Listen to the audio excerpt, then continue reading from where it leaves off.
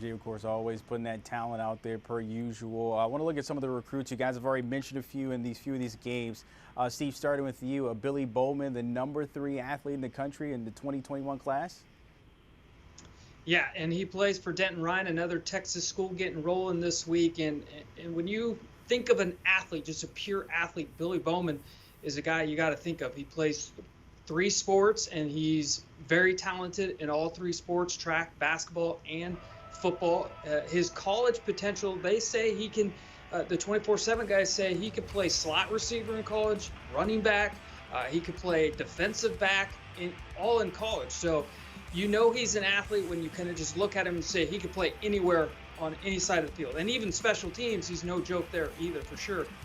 Gabe Brooks of 24/7 Sports says that his NFL draft ceiling is very high. So he led Denton Ryan to a 15-1 season last year. They lost in the semifinals.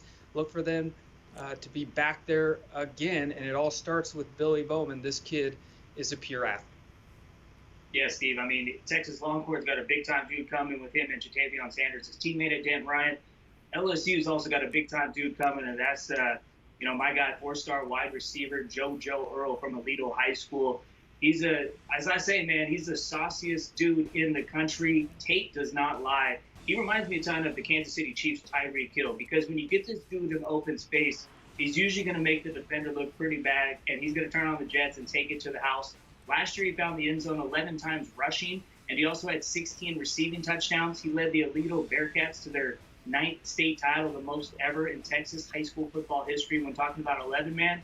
And I think JoJo Earle's going to have an even bigger year this year with Jace McClellan now at Alabama. So I expect JoJo Earle to get that popcorn going, and we're going to get that movie theater butter for Mr. Earle this year for sure. Zach and Steve, I appreciate your time bringing the sauce here on HQ on a Friday. Take it easy, fellas. All right, let's take a look at some of those matchups we just talked about here. Set for tonight, of course, across the country. Battle of Champs here, the Shadow Creek taking on North Shore, and then Rush Pros back to those stomping grounds at Colquitt County, and then #1 in IMG. Can they run up the scoreboard first time outside of the state at Ravenwood in Tennessee? That late night capper kickoff at 9 p.m. Eastern.